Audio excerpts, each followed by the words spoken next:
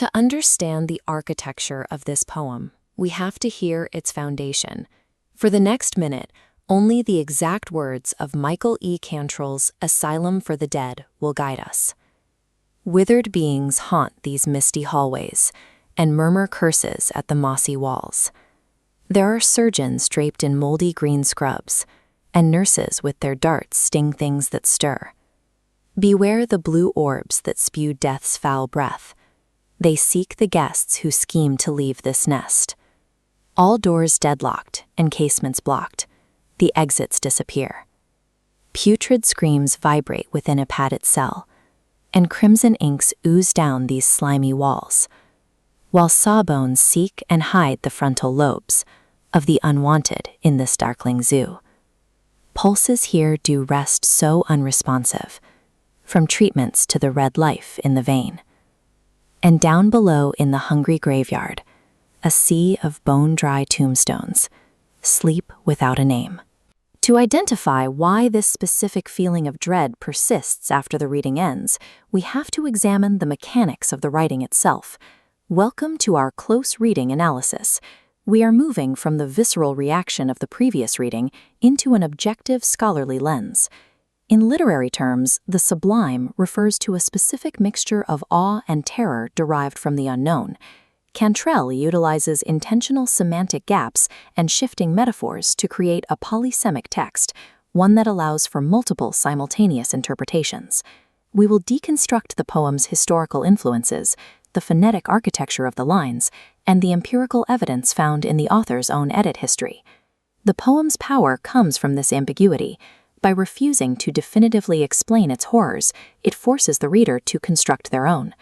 The primary physical setting of the poem traces its roots to 19th century asylum architecture, characterized by these imposing stone facades.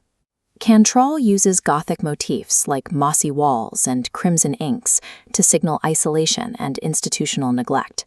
Including the graveyard grounds the poem in the Romantic literary tradition, which frequently utilized macabre decay to explore mortality. By placing a sea of bone-dry tombstones down below, the poem introduces the mythological motif of purgatory, suggesting the asylum functions as an underworld. Cantrall utilizes the physical decay of the building as a direct metaphor for the cognitive decay of its inhabitants. This historical foundation ensures the asylum functions as an active antagonist rather than a passive backdrop. The next analysis moves from the physical setting to the poem's typography and phonetic engineering.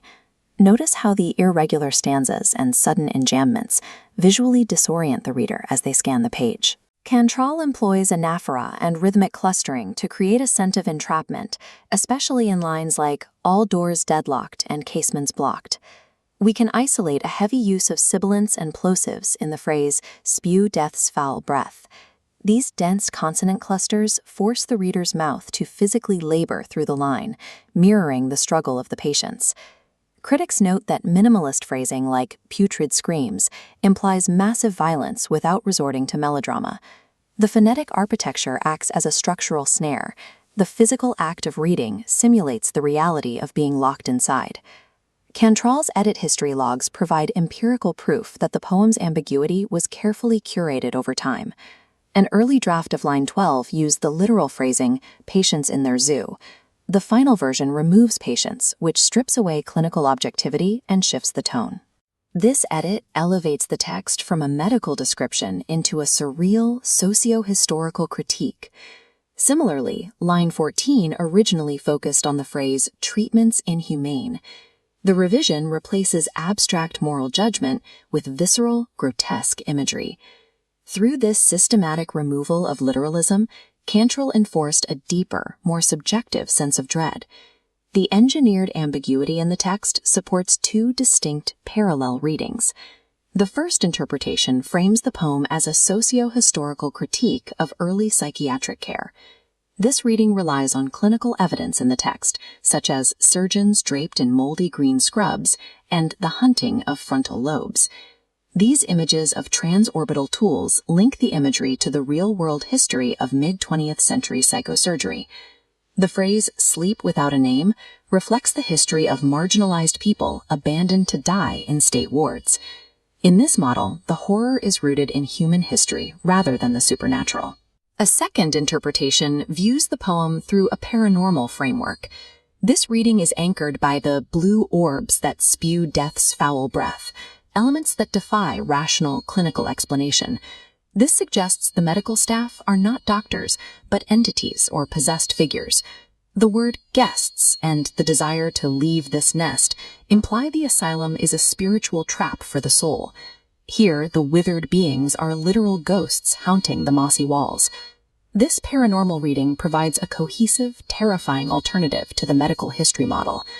These two interpretations are designed to exist simultaneously. Most robust literature thrives inside this intentional gap between the literal and the surreal.